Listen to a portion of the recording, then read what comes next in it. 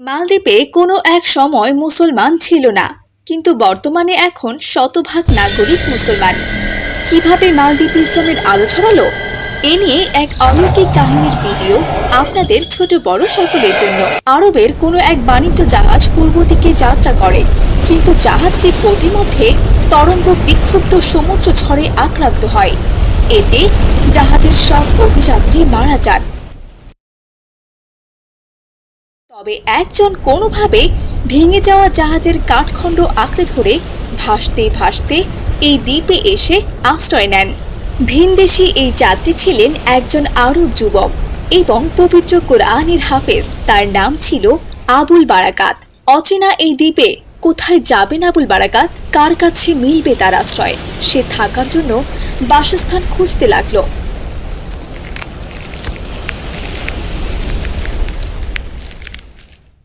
খুঁজে ফিরে এক বৃদ্ধার ঘরে আশ্রয় পান তিনি।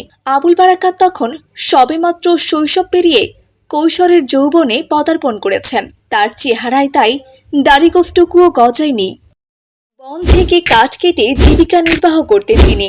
এভাবেই চলছিল তার জীবন।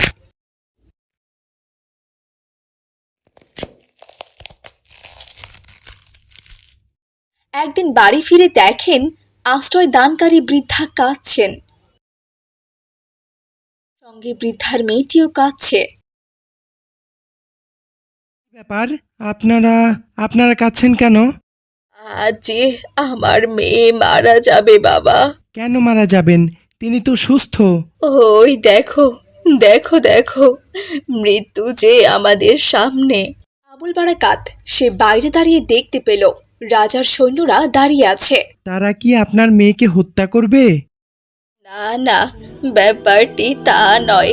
রাজার সৈন্যরা আমার মেয়েকে নিয়ে যেতে এসেছে, কারণ আমাদের এই দ্বীপে প্রতি বছর একটি নির্দিষ্ট তারিখে এক সামুদ্রিক বিপদ ধেয়ে আসে। তবে রক্ষা পাওয়ার উপায় হলো দ্বীপবাসীদের পক্ষ থেকে একজন তরুণীকে ওই দিন সূর্যাস্তের পর সমুদ্র উপকূলের মন্দিরে রেখে আসতে হয়। পরের দিন সকালে রাজদরবারের লোকজন সমুদ্রের কিনারা থেকে ওই মেয়ের মরদেহ উদ্ধার করে আনে। কোন মেয়েকে পাঠানো হবে তা প্রতিবারই লটারির মাধ্যমে নির্ধারণ করা হয়, কিন্তু দুর্ভাগ্যক্রমে এবার লটারিতে আমার মেয়ের নামটাই এসেছে। তাই আজ রাতে তাকে সমুদ্র উপকূলে পাঠাতে হবে, কিন্তু সেখানে পাঠালে তো তার মৃত্যু অনিবার্য। বৃদ্ধার এমন বেদনাভীতুর কথা শুনে বিচলিত হয়ে পড়লেন আবুল বারাকাত। পরোপকারী ও কৃতজ্ঞ তরুণ তখন বলল, আপনার মেয়েকে পাঠানোর দরকার নেই। আমি নিজে আজ রাতে সেখানে যাব, দেখি কি হয়। প্রয়োজন পড়লে আপনার মেয়ের পরিবর্তে আমি নিজের প্রাণ দেব। রাজার সৈন্যরা যেন চিনতে না পারে সেই রকম করে আপনার মেয়ের পোশাক আমাকে পরিয়ে দিন, ভালোভাবে ওই রকম করে সাজিয়ে দিন। আমি তাদের সঙ্গে যাব। আবুল বারাকাত আরও ছিলেন দেখতে সুন্দর ও সদ্য কৈশোর উত্তীর্ণ, ফলে তার ধরা পড়ার আশঙ্কা তেমন একটা ছিল না। তবে বৃদ্ধা নির্ঘাত মৃত্যুর দুয়ারে ঠেলে দিতে কোনোভাবেই রাজি হচ্ছিলেন না। দেখো দেখো, আমার মেয়ের জায়গায় তোমাকে পেলে আমরা সবাই মারা যাব। রাজা আমাদের কাউকেই বাঁচতে দেবেন না। কিন্তু যুবকটি বললেন তিনি মুসলমান এক আল্লাহ ছাড়া আর কাউকে ভয় পায় না, আর জীবন মৃত্যু আল্লাহর হাতে। আল্লাহর হুকুম না হলে কেউ কাউকে মারতে পারে না। তাছাড়া তিনি হাফেজে কুরআন, তাই তার বিশ্বাস ছিল আল কুরআনের বরকতে মহান আল্লাহ তাআলা তাকে রক্ষা করবেন।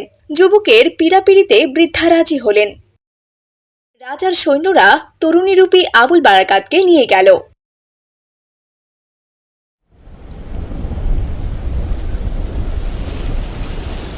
কি ব্যাপার? এই মেয়ে তো দেখছি একেবারেই একা একা হেঁটে আসলো, কোনো কান্নাকাটি নেই, এবং কি তাকে বেঁধেও নিয়ে আসতে হলো না। এর আগে যে মেয়েরা আসতো তারা অনেক কান্নাকাটি করতো, এবং তাদের তো কোনো রকম সুস্থভাবেই আনা যেত না। তবে আমার মনে হয় কি জানেন, সে হয়তো জানে যে সে মারা যাবে, আর তার জন্য অনেকের প্রাণ বেঁচে যাবে, তাই এটা মেনে নিয়েছে। এরকম সাহসী মেয়ের মুখটি তো একবার দেখতেই হয়। এই শোনো, তার ঘোমটাটা সরাও, তাকে এক পলক দেখি। আবুল বারাকাত মনে মনে কুরআন তিলাওয়াত করছিল আর আল্লাহ তাআলার কাছে সাহায্য চাইছিল।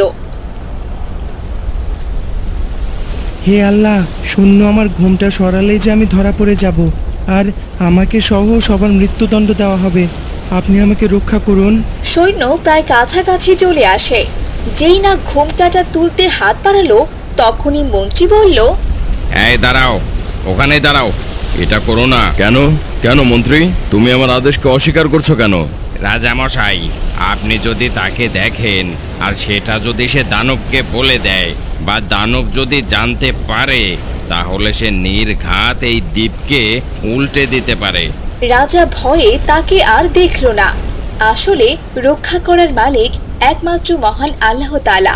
এই যাও যাও, তাকে এখনই নিয়ে যাও, না জানি কোন ঝামেলায় জড়িয়ে পড়ি তাকে নিয়ে। সৈন্যরা তাকে নিয়ে রওয়ানা হলো সেই ভয়ঙ্কর দ্বীপে। তারা আবুল বারাকাতকে সৈকতের নির্জন মন্দিরের পাশে রেখে চলে যায়।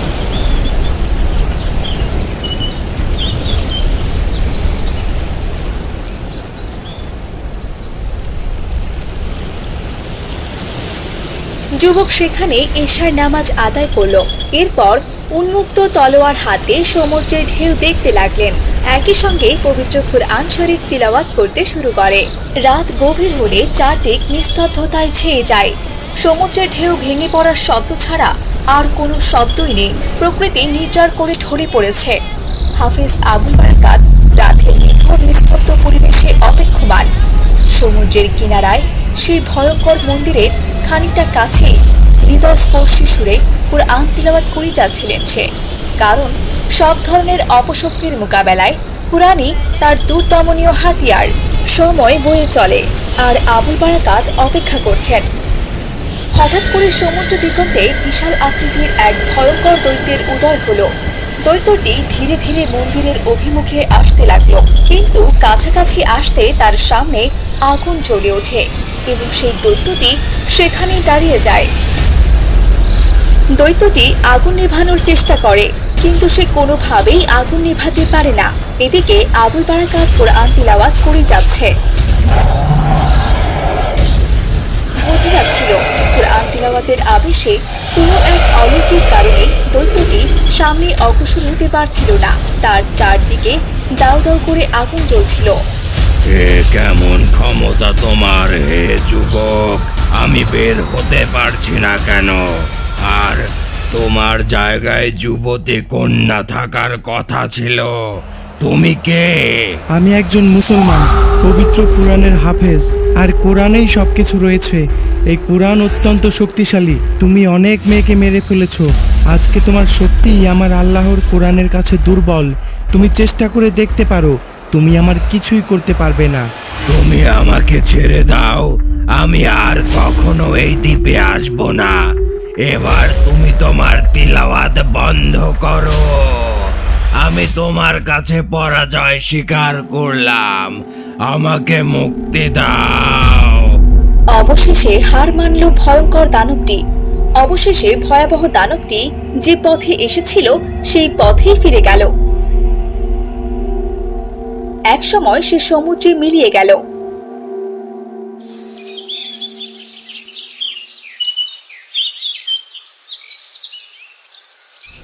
অপরদিকে রাত পেরিয়ে সকাল হলো।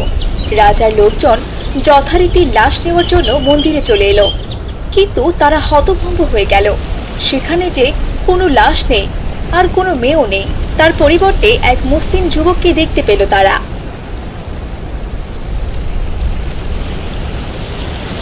সৈন্যরা তাকে ধরে নিয়ে রাজার কাছে চলে যায়। যুবকটিও হাসতে হাসতে তাদের সাথে নদী পার হয়। আবুল বারাকাত তখন রাজাকে সবকিছু খুলে বললেন।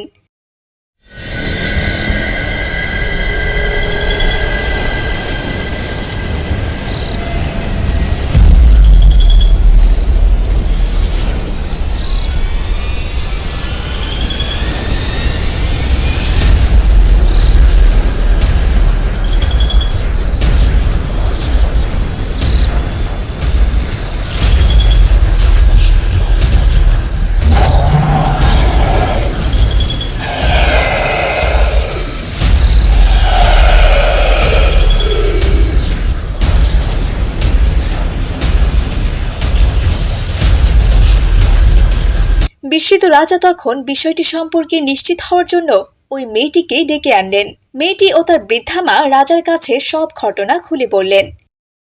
রাজা এমন ঘটনায় সীমাহীন প্রভাবিত হলেন। তিনি বললেন, হে যুবক, এত বড় বিপদের সামনে তুমি একাকী দাঁড়ালে কিভাবে? আমি একা ছিলাম না, আমার সঙ্গে আমার আল্লাহ ছিলেন, আর আমার হাতিয়ার ছিল মহান আল্লাহ তাআলার পবিত্র কোরআন। রাজা ফের জিজ্ঞেস করলেন, তুমি ভয় পাওনি কেন? মুসলমান আল্লাহ ছাড়া কাউকে ভয় পায় না। জীবন ও মৃত্যুর মালিক একমাত্র মহান আল্লাহ। আগামী বছর এভাবে একা থামাতে পারবে দানবকে? যুবক দৃঢ়তার সঙ্গে উত্তর দিল। আল্লাহর হুকুমে একাই যেতে পারবো।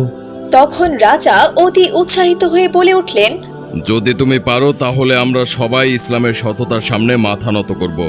রাজার এমন কথাকে সবাই সমর্থন করল। এরপর পরবর্তী বছর নির্ধারিত তারিখে তারা সবাই আড়ালে লুকিয়ে লুকিয়ে সবকিছু প্রত্যক্ষ করল। ওই যুবকের মোকাবিলায় সাগর দানব এবারও ব্যর্থ হয়ে ফিরল।